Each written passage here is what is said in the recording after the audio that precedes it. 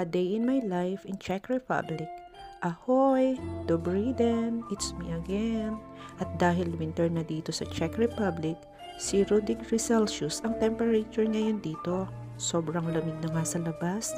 Yung feeling na para kaming pumasok sa rep pag lumabas kami ng bahay. Buti na nga lang, nagiging warm tong accommodation namin during winter dahil na din sa mga heater na naka-install sa bawat sulok ng bahay. Pangarap ko lang po dati na maka-experience ng snow. Ngayon, andito na ako. Thanks God! Siya nga po pala yung ka-workmate ko. Sasamahan niya po tayo sa pamamasyal.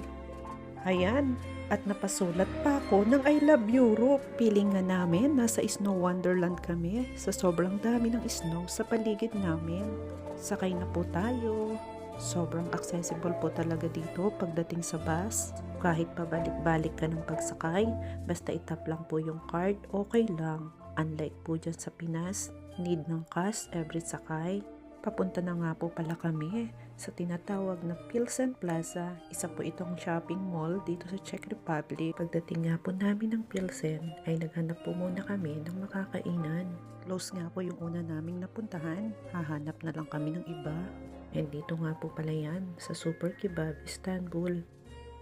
Nag-order nga po pala kami dyan ng Super Kebab tortilla. Medyo nakaramdam na din po ng gutom. Pagkatapos namin mag-order, nagpunta kami sa Pilsen Mall para mag-window shopping.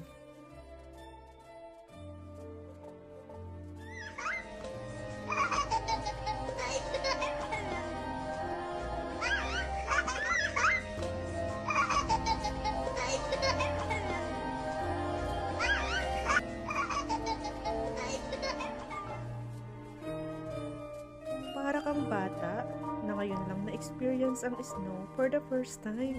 And you've just realized now, God answered all your prayers. Papasyal ko din po kayo sa lake na ngayon po ay snow na. Ito nga po pala yung way papunta sa lake. Ito nga po pala yung Belahora River na located sa likod ng accommodation namin. Isa nga po pala itong snow river na dinarayo ng mga taga rito na pasyalan. Dahil sa kapal ng niebe, pwede ditong mag-snow showing, skating, and iba pang snow sport.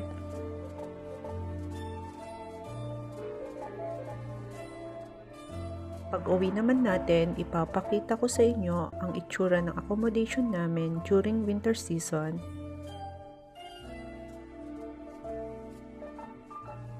Hanggang dito na lang po. Thank you for watching. Ciao!